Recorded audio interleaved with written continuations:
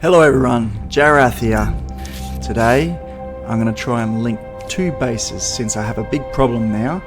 Some of the materials I need to create and submit to some of the corporations require a mixture of titanium, wolfram and calcium. So I have titanium and wolfram in one base and calcium in another. So what I want to do is I want to be able to link them both together instead of running back and forth like a madman. So the base in the distance here now, over there, is the one which replicates or produces calcium, and I want to be able to send it here to this base that mainly produces titanium and wolfram. So some of the things I need to make is like calcium powders and whatnot and above. So let's head over to the other base, the calcium base, since you have to start building rails to merge two bases together. Now the base core has a radius in which you can build the main buildings inside, but the railings, the monorails that you send the materials between each building can actually go from base to base and outside of the rails. Taking the meds. So let's head over to this calcium base now. We're almost here, and you have to start building the railing from the origin, not the destination. You can't go backwards, and I'll show you why. And I'll make a mistake on purpose to show you why. It might save you some time that way anyway. So here I've got a furnace that's turning calcium blocks into calcium powder. And I'll basically want to send probably some blocks and some sheets, like these sheets in a storage depot here. So I can change some of the railings from these storage depots, since they have 4 slots that you can send railing to and from, and start sending them towards my old base. Now to get underneath some of the other rails, you're going to have to sort of change the altitude of the actual supports. Like there you can see it drops down underneath now. So you just use this mouse wheel, so basically scroll up or down to change the height, and from here just start sending the actual railing outwards, and it automatically pops up with a support along the way. So you can see the titanium and wolfram base in the distance, and let's start traveling or aiming towards there with the railing and the supports. Now we're just sending out a single rail. Once you level up some of the corporations, you can actually get modular railing and connectors and all sorts. So just to sort of keep them close together and bundled up so they look neater and it's more efficient, especially when you're sending multiple resources of different types between the two bases as well. So it just prevents that monstrous clutter that you can get. Like this base I'm heading to now, I've made an absolute mess of it on the wolfram side. I've got railing that just wraps between everything. So now we're here, I'm going to try and build a couple of storage depots that just allows a bit more time to collect some of the materials like calcium bricks and calcium sheets or powders before I chuck them in fabricators and furnaces, or even orbital launchers. I like putting storage depots basically next to each fabricator or furnace, mainly because at each point of a process you're going to want some storage of some of these materials.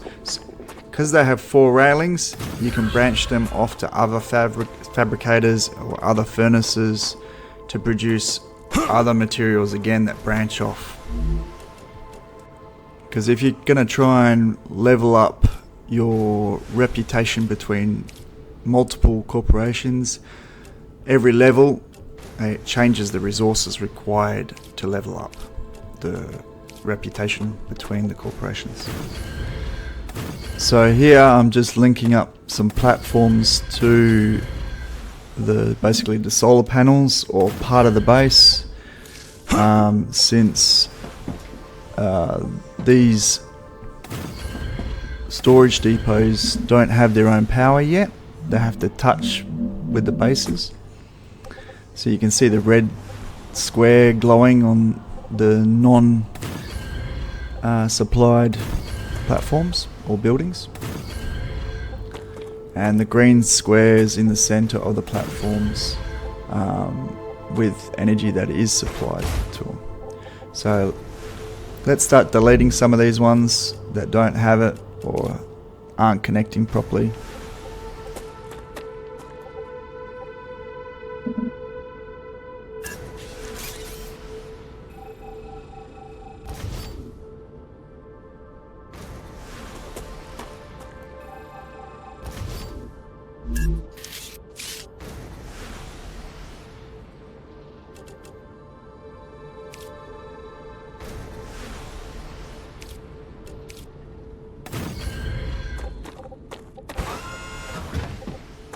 Also, with these storage depots, make sure you click on them and choose what you want to send to it first. Otherwise, you're probably going to expect something to be heading there automatically to be stored, but you need to select what needs to be stored. Okay, so we're going to have calcium blocks in one and sheets in the other. Now, like I said before, I'm going to make a deliberate mistake and start sending railing from the destination, like these storage depots, back to the calcium plant, and you'll see that it won't actually work. Nice. So take note of the green arrows on the railing. That's the direction you need to start building it from. So if I start putting one here, once I get to the calcium plant, it's not gonna work. It's not going to let me join up the railing. So I'll start putting some down like I would expect, or to actually deliver or the actual calcium blocks in that direction, but it won't do it.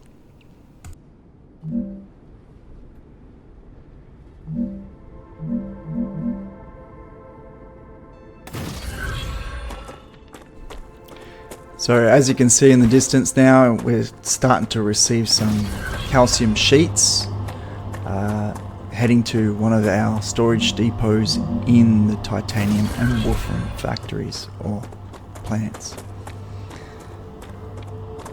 So it's a long way to travel back and forth just to deliver calcium plates and calcium bricks. So let's set up the railing and stress less, basically. Acquired.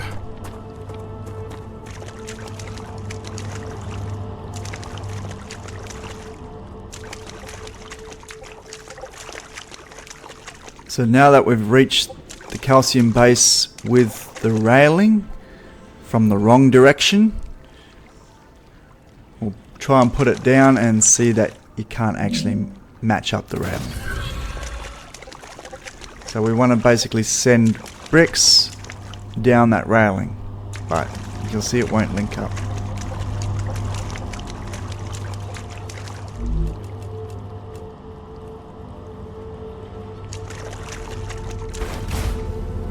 So this depot that's sending the bricks to this fabricator here, we're going to take out that railing and add the railing from just to the left. So start from the origin and go to the destination. So here we've got a free one that's easier to bend around and not obstructing other buildings from being constructed. So when you get closer, it stays red. So here we are. We can't actually build it and link it up to that rail.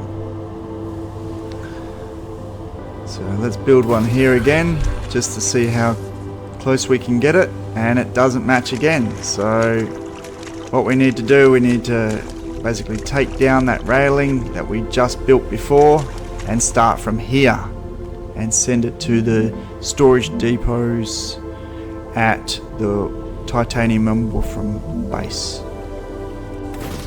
So the green arrows on the railing is the clue here and the thing to keep note, okay? And they can't be changed unless you completely destruct that railing and start again. So let's do that.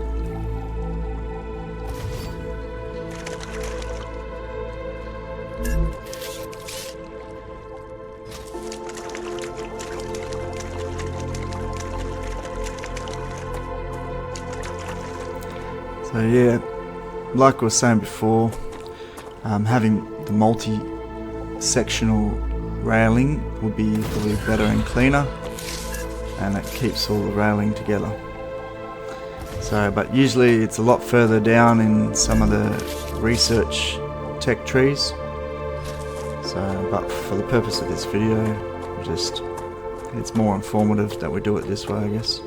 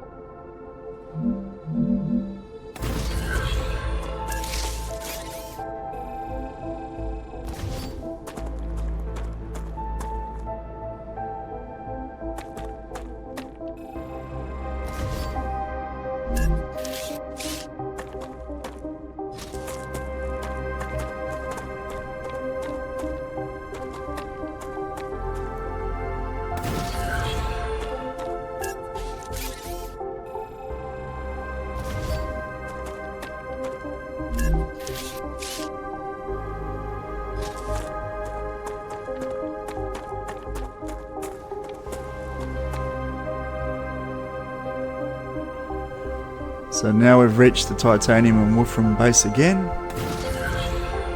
We can link up the actual railing properly this time to the storage depot. So we'll have calcium bricks on this rail that we're constructing and linking right now, and we'll send it to this one. Yeah. So one receiver receives some plates and one receives blocks, just so you can know how to link two bases together. Sure, you can just send a whole bunch, use one rail to send just a bunch of blocks and then decide whether or not you want plates here at the base, but yeah, practice makes perfect.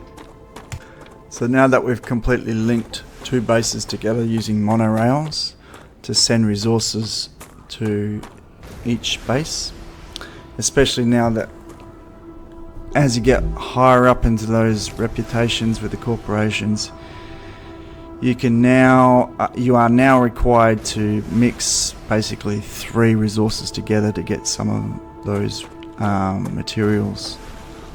So, or 2 at least.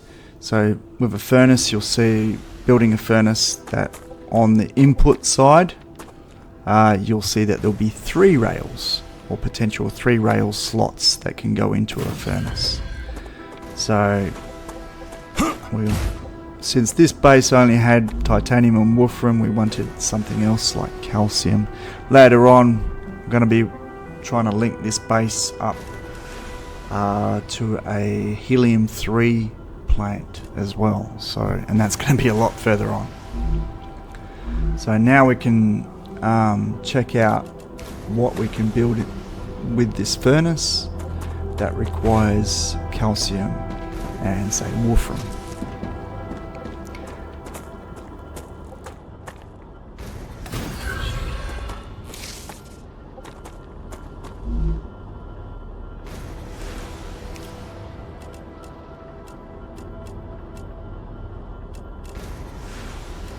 If you check out that I've researched ceramics and can start producing ceramics using a furnace, it requires the calcium and the wolfram.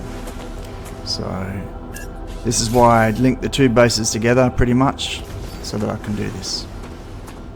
But since the wolfram is on the other side of this plant, I'm going to have to send a rail all the way from the back to the front where this furnace is.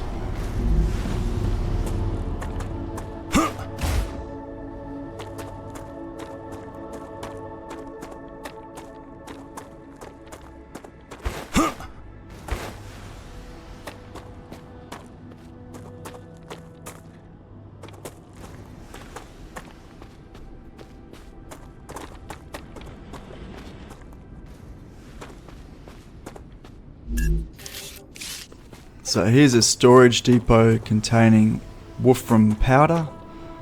Let's use a railing set up to deliver it straight to the furnace that we built near those other storage depots, which contains the calcium bricks and sheets.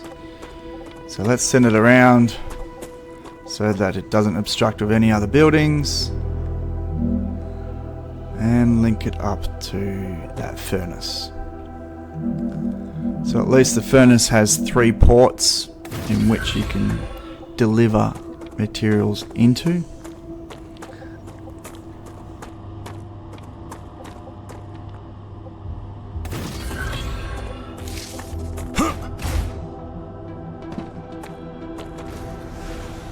So keep in mind where you put furnaces as well. Since they have 3 ports close together, they can easily obstruct other buildings with each other, or other railings on top of each other.